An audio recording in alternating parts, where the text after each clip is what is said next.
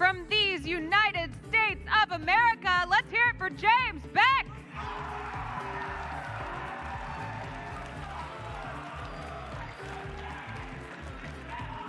And from all the way down under in Australia, welcome Maeghan Rattle.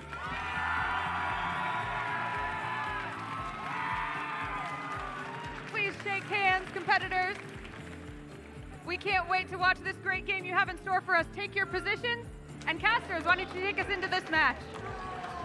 We can't wait at all to get into this action. Maeghan and James promise some incredible action for us here on the main stage.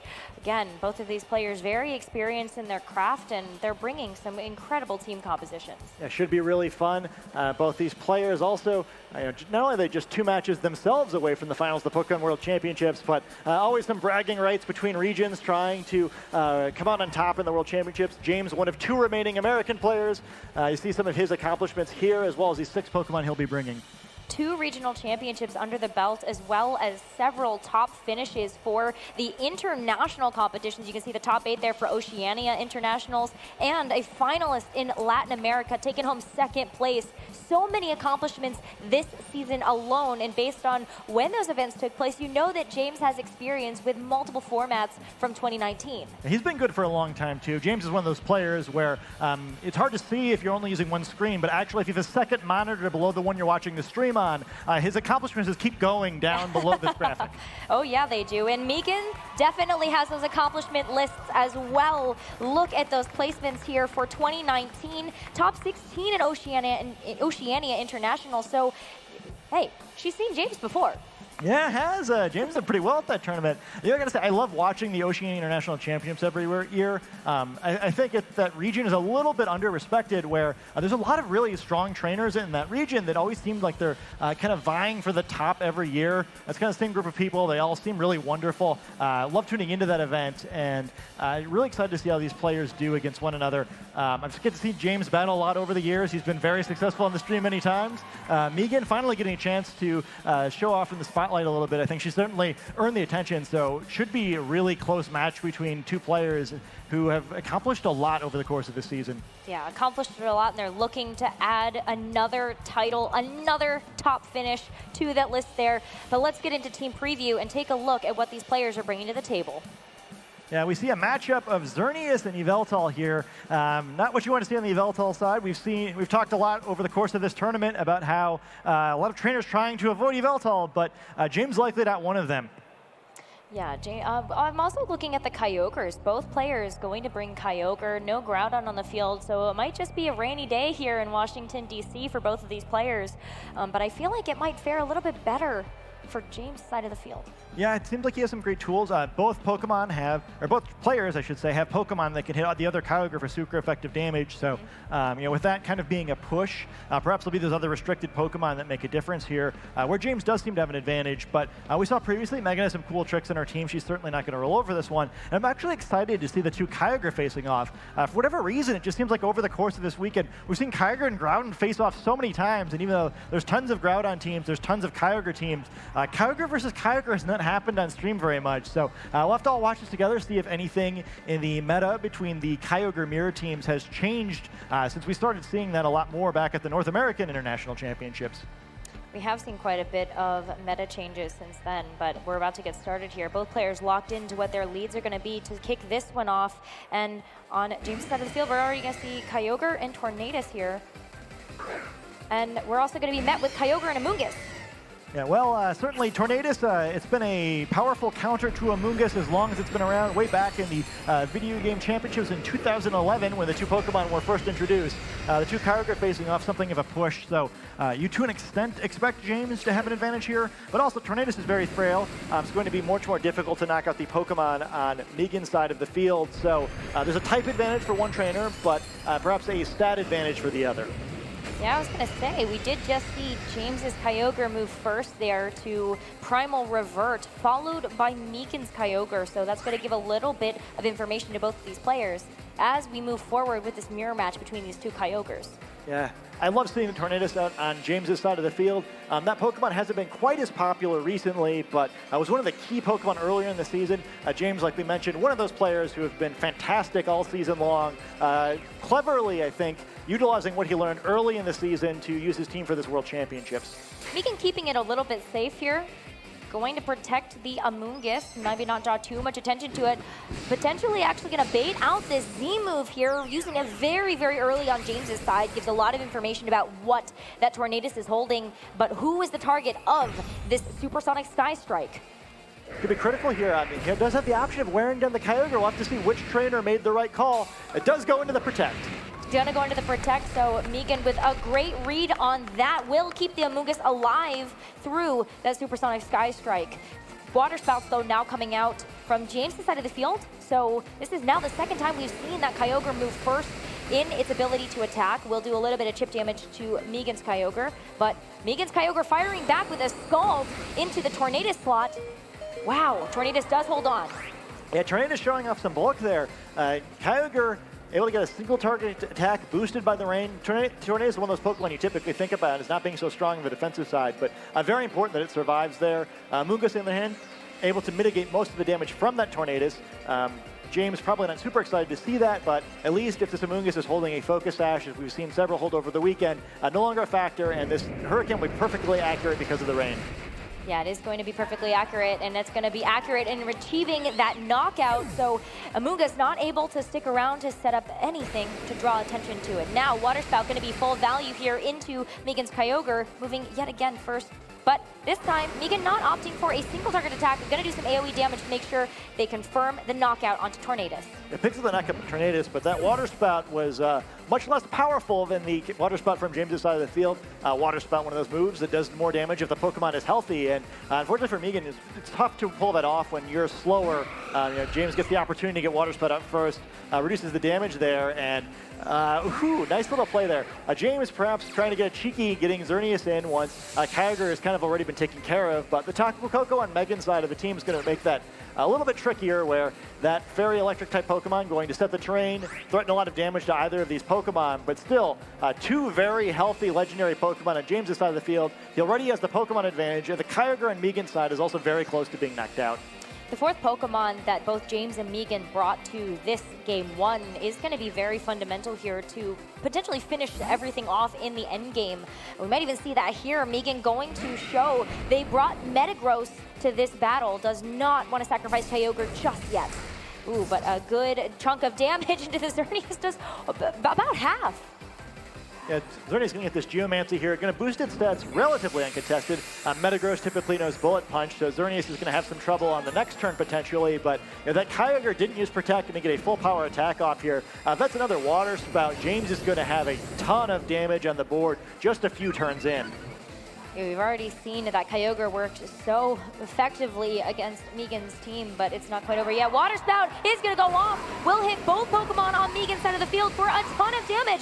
A knockout onto the Metagross, but Tapu Koko barely holds on. And Tapu Koko holds on, but that fainted Metagross isn't going to be able to use any Bullet Punches. Tapu Koko now nearly in just as much trouble. Wild Charge only does about half of Xerneas' health, and now Xerneas, the fastest Pokemon in the field, two very weakened Pokemon on the other side of the field, the only Pokemon left to oppose it.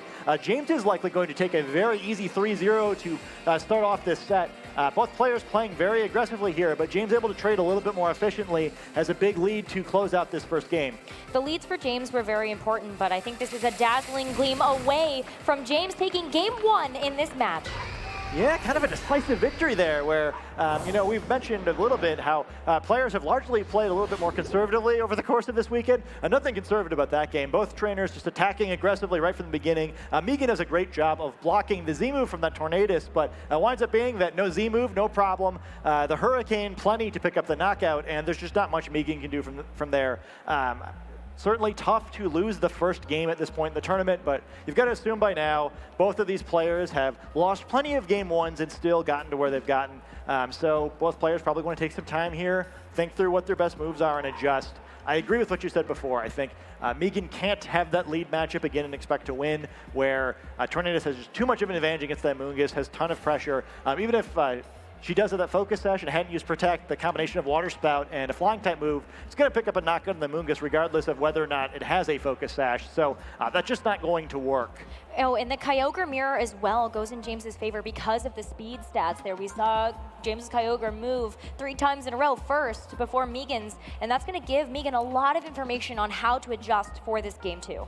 Yeah, we definitely learned for sure. No speed tie this time. It's a quicker Kyogre in James's side of the field, and that is a big advantage in this mirror. Perhaps in some other matchups, it'd be easier to take advantage by using something like Trick Room, but not an option here.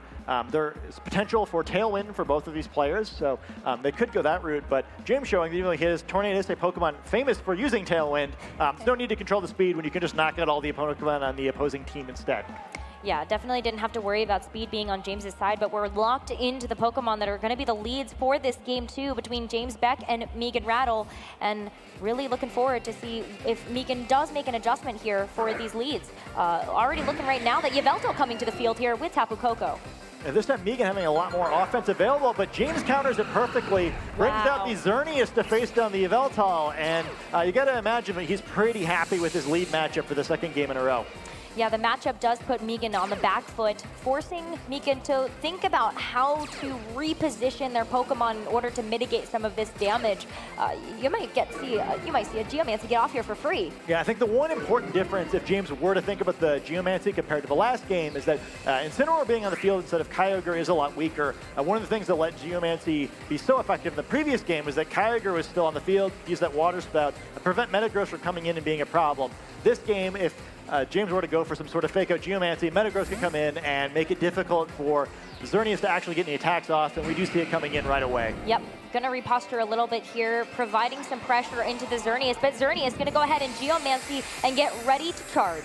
And no fake out from the Incineroar too, so perhaps trying to get a knockout of that Metagross switch in. If James called that, that would be huge early in this second game. Would be absolutely huge. I mean, Maeghan is relying on that Metagross to be able to prevent Xerneas from dishing out major damage. Does get a chance to use Tailwind though. Yveltal able to get that off, but now it's time for Incineroar to move. It's a Flare Blitz. Which Pokemon will this go into? It'd be huge if it's into the Metagross. It's into the Yveltal. Yveltal instead. So still important. That's a Pokemon that is important to weaken as one of the legendary Pokemon, but Metagross does get in safely. That's huge for Maeghan. Not only is that, but she also gets the Tailwind up as well. So this Metagross is going to be a huge problem for Xerneas. Assuming it is the sort of Metagross that is holding a Metagross light, it'll be able to Mega Evolve, be quicker than the Xerneas, and that Geomancy boost is effectively not going to do anything at all until the Tailwind expires. James is going to need to play a little defensively here, try to stall out the turns of the Tailwind, and then use Xerneas to prevent Yveltal from getting another one up afterward. Metagross sitting pretty right now. James might have to reposture a little bit here, but it looks like Maeghan's going to actually withdraw first. Yveltal switching out for the Tapu Koko that we saw lead this game for Maeghan. And Incineroar also sitting out on James' side. Let's see what that third Pokemon's going to be. It's going to be Tornadus. Great switch in for Maeghan on this one. Yeah, Maeghan not being threatened by any damage. Tornadus likely coming in to try to get a Tailwind up, match that speed advantage so that Xerneas can again become the quickest Pokemon on the field. Well, the thing that's going to be quick right now in that Tailwind is going to be Metagross. Metagross using Iron Head into the Xerneas slot, and that's going to be a one-hit knockout.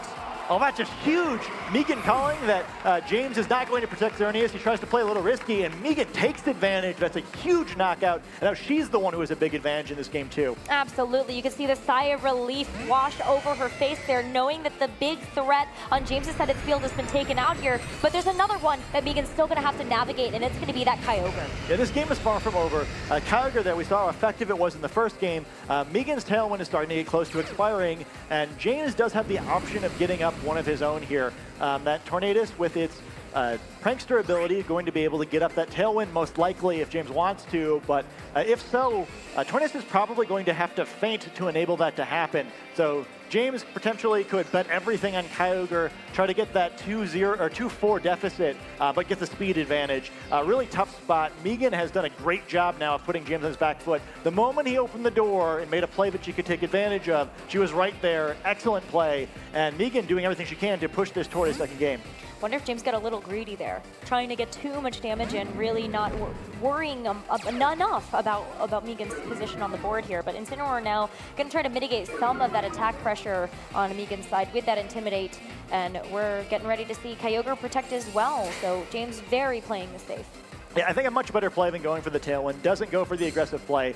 Gets the Intimidate out, which makes a big difference against both of these Pokemon, and won't take too much damage from this Iron Head. Nope, just a little bit of chip there.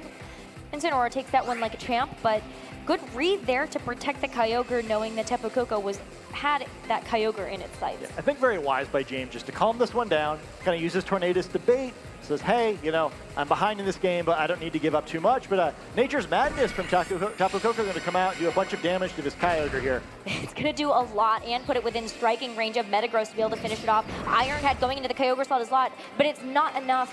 Not super effective there, but Kyogre, because it's going to be able to hold on, is going to get a Water Spout out onto both of the Pokemon on Maeghan's side of the field. Not too much damage here, but chipping away little by little for both of these players. Yeah, Incineroar going to get the U-turn off, will allow Tornadus to re-enter the battle. Perhaps another opportunity to go for that Tailwind should he want to, or a powerful Z-move. Of course, both these Pokemon resist flying type attacks, which makes things a little bit tricky for that Tornadus, and they're so quick that things are tough for Kyogre too. Once again, James kind of attacking in a situation with that Kyogre where maybe you would normally expect him not to. Got pinned a little bit there where it was sort of hard to avoid, but I think kind of because he's behind in this match, he's been looking for opportunities to take advantage of Maeghan sleeping, but I think wisely she's kept up the pressure on those restricted Pokemon. Ooh, Kyogre going for another Protect here, so just still playing it a little bit safe, and now Tornadus able to fire back with a Tailwind of its own. This time does go for the Tailwind. He'll be the only player with a Tailwind, so he'll have a speed advantage likely for the rest of the game, but we'll have to see what cost that Tailwind comes at. Well, Metagross is going to be able to use Iron Head into the Tornadus slot. Tornadus still takes that one on the chin, but a little bit more than half damage there. Tapu Koko again going to get a miss into the Protect on the Kyogre. Yeah, not too bad, not too bad. Not too where bad, you know, James at least gets the Tailwind off, doesn't lose too much. But again, you kind of just say, well, how does James actually come back in this game? The Pokemon on Maeghan's side are so healthy. Tornadus is going to have a hard time contributing too much with this matchup. And Kyogre's Water Spout has been greatly weakened by all this lost health. Because of that, likely going to need to focus on maybe either using some inaccurate attacks or focusing these Pokemon down one at a time. Either way, there's a lot that's going to need to go right for James to get out of this one, but it's far from over. Far from over, but a little bit worried is Maeghan about some of the abilities that James has now with that Tailwind up. Going to protect the Metagross, and Tornadus going to do a little bit of damage. Does get it confused, though, onto the Tapu Koko. That could be huge. Origin Pulse to finish this one off as well. Is it going to be enough to knock out the Tapu Koko with that rain on the field? Fires down on both Pokemon. Tapu Koko gets knocked out. Confusion not going to matter. Yeah, so no need for the confusion, but that's still a good knockout for James. I certainly want to get rid of that electric-type Pokemon when both of the Pokemon he has remaining on the field are weak against electric-type attacks. Also important for James here that he was able to cash in that Tailwind. He spent the first turn of it by picking up a knockout. It's going to be very tricky for him if he doesn't have this game equalized or better by the time that Tailwind does expire. So first turn goes pretty well, gets a knockout, doesn't have to spend a Z-move to use it. And now with Yveltal coming out in the field, he's at least sort of threatening his Z-move to that slot. Some temptation probably for Maeghan to try to play defensively, grind this out. So Incineroar comes out, gets intimidated in both of these Pokemon, and we'll have the threat of Fake Out next turn. Does have the threat of Fake Out, but you got to wonder whether or not James has the ability to switch Pokemon around anymore. Coming down to the wire a little bit for James and really wants to get some damage out. Sucker Punch. Ooh. Oh, Kyogre holds on here. Yveltal avoided the attack. Origin Pulse is only going to be able to hit Metagross on this one. Does enough for the knockout. This is a big knockout. If Metagross had been able to attack there, likely would have finished the Kyogre off, but Sucker Punch just not enough. A really crucial Intimidate there by the Incineroar, just able to reduce the damage from that Yveltal enough that it wasn't able to knock out the Kyogre. But now we see the final restricted Pokemon from Maeghan's side of the field takes the field. Kyogre. Kyogre, and the last time we saw both of these Kyogres meet, the speed definitely went into James's favor, and you also have Tailwind up for a couple more turns here. Maeghan on the last two Pokemon, both pretty strong powerhouses though, and James doesn't have too much health left on that Kyogre. A great time to bring this Kyogre in also. We've already seen that the Kyogre in James times is faster, but can't really take advantage of that with Yveltal sitting there threatening a Sucker Punch. And with Kyogre next to it, Incineroar's in a lot of trouble too. There's no way it's going to be able to knock out Yveltal from here. Switching Tornadus in would mean certain doom. Really nice spot. Ooh, we're actually going to see a protect, though, from the Yveltal. Going to bait out that fake out, at least from James's Incineroar. Kyogre, though, going for an Origin Pulse, is going to miss the Yveltal because of the protect, but will still connect with the other Kyogre on Maeghan's battlefield.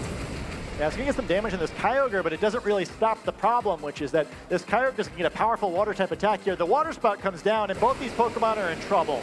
Definitely in trouble. Kyogre going to take a knockout there, and Incineroar as well. Maeghan doing a great job to tie up this series. Yeah, that's a big 2-1 deficit. Tornado's going to come in here, but hard to imagine a way it's going to be able to take down this Yveltal and this Kyogre. It's a tough matchup to play Yveltal in, but Maeghan opts to bring it this game, leads it. It's out there for much of the battle, and it winds up being the contributions of that restricted Pokemon, even though it has such a tough time with Xerneas, that's able to help her push this game to a decisive, or the set to a decisive third game. I mean, Yveltal just adds a lot of flexibility to the strategies that Maeghan can navigate in order to take a win here. But it is going to be 1-1 now, all tied up for James, Baek, and Maeghan Rattle, and it all comes down to a third game. Yeah, I mean, that was a very different game from that game one. Pretty interesting to see how both of them will opt to adjust in game three. On James's side, it seems like he got burned a little bit where, he got that 1-0 advantage. He did something I actually like what a lot of trainers do, which is that he realized that, well, my opponent's on her final game of the tournament potentially. I'm going to put the pressure on. If she makes one mistake, I'm going to win. Unfortunately for James, Maeghan did not make any mistakes. Every time that James left himself a little too vulnerable, she called it and was able to take that game pretty decisively. It'll be interesting to see me here. Do both players opt to play a little bit more conservatively? Or does James say, hey, I've got one more game for this. If I get my read, I'm going to win the game, so I'll just keep trying it. It's been a big theme here for the Pokemon World Championships that you gotta take some risks in order to get that reward, and James is no stranger to having to do something a little bit riskier. Fortunately, those risks didn't quite pay off in Game 2 the way that he was expecting them to, but both players don't need too much time in team preview. They know exactly what their win conditions are for this third and final game of the set. Yeah, I like when you see these quick team previews, both sides very confident in their strategies. They look pretty tense there, but I think both of them really believe they're going to take this one. Excited to see these two trainers face off one more time. The winner of this will move on to the semifinals of the World Championships. Huge match. Let's see what the trainers have decided to do. Well, James is going to kick things off with the Kyogre and Amoonguss. Maeghan matching that with Tapu Koko and Yveltal. Two massive powerhouses on the field, but Tapu Koko threatening a lot against James's Kyogre.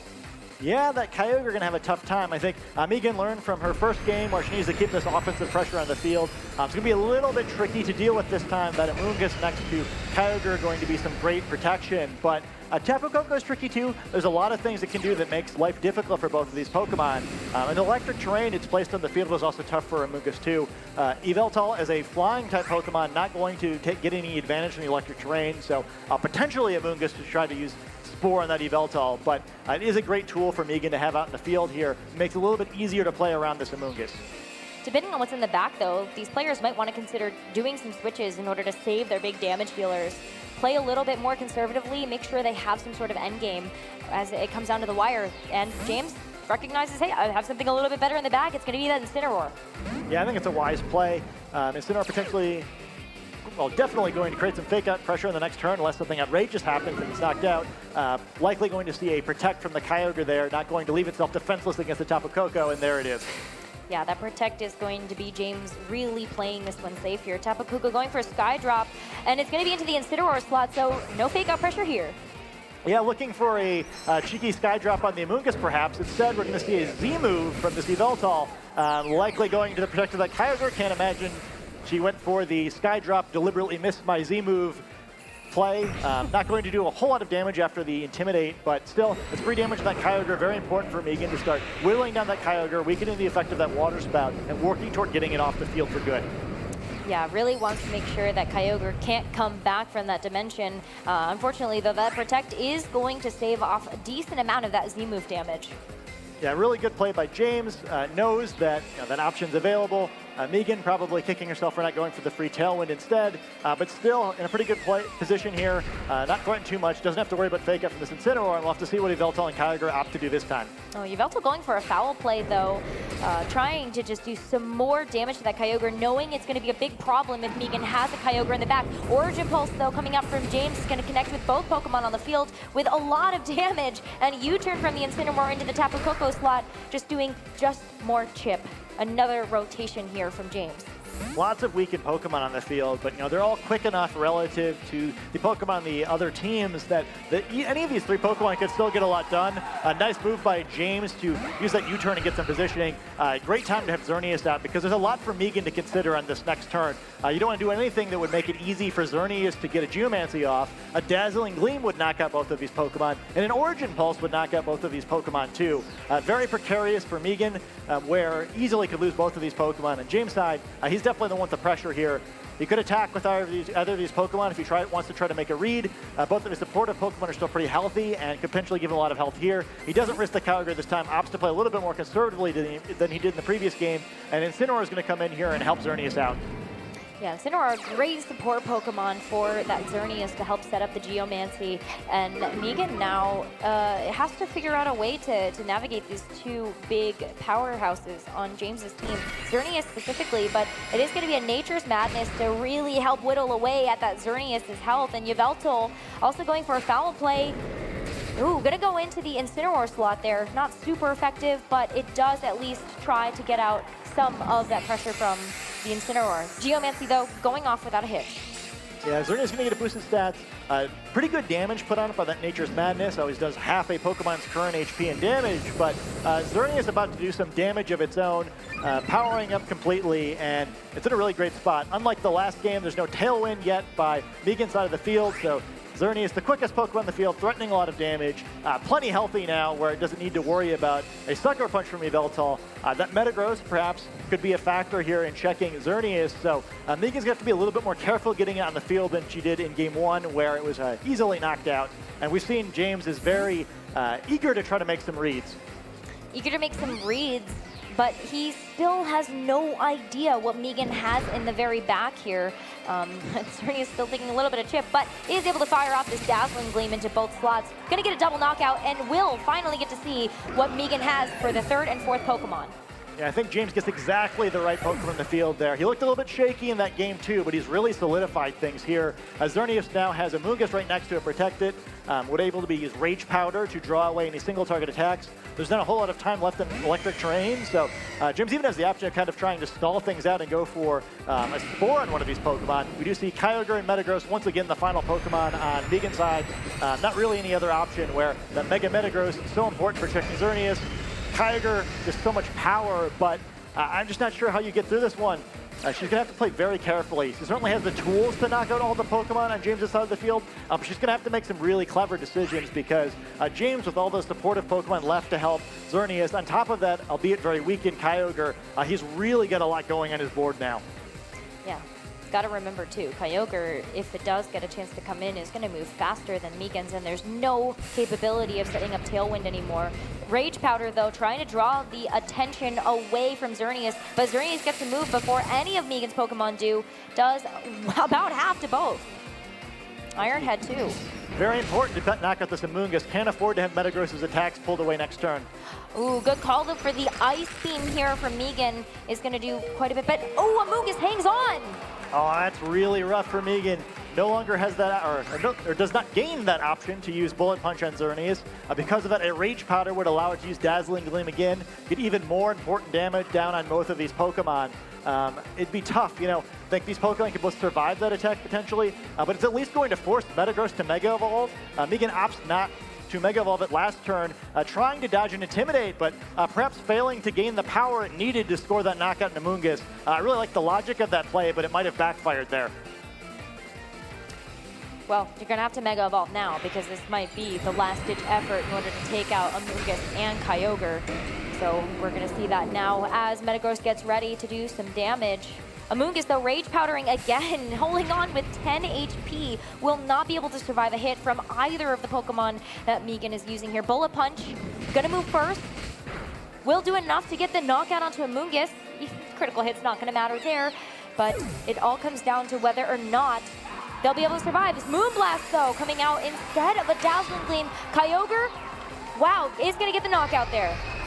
I think James realizes that, with Kyogre down, he's pretty safe now. Metagross still getting a lot of damage. Could knock out that Xerneas, but going to be really difficult for an intimidated Metagross to handle this Incineroar and the Kyogre in the back. James has played a really excellent third game where he shows what he can do in the face of adversity. The second game doesn't go quite the way he wants it to, but then he locks this one down. It's been a flawless game so far, and he's looking really good at his odds of moving on to the semifinals. Maeghan buying a little bit of time here to protect Metagross. Will eat the Moonblast and maybe trying to bait out that fake out there. Fire Flare Blitz as well. James is going all in on the offensive to try to take out the last Pokemon that stands between him and that top 4. Yeah, all he's got to do now is click those attacks. There's no way Metagross can knock out both these Pokemon at once. Bullet Punch is going to come into Xerneas here, probably take a knock. Oh, it doesn't. Going to survive. Not even going to get the Xerneas. Wow, so Xerneas is going to be alive to finish this one off for James. Metagross going down. James takes this game and moves on to top 4.